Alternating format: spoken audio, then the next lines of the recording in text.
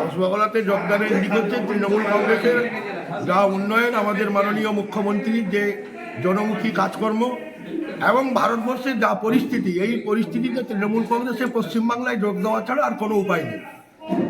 আজকে যেটা চলছে ভারতবর্ষে যা পরিস্থিতি, সাম্প্রদায়িক গণ্ডগোল, আজকে মসজিদ এবং মন্দির দরগা নিয়ে যা সমস্যা তৈরি হয়েছে, পশ্চিমবাংলার মানুষ, ধর্মনিরপেক্ষ মানুষ দলে দলে তৃণমূলে যোগ দেওয়ার জন্য আগ্রহ প্রকাশ করেছে এবং যোগ দিচ্ছে।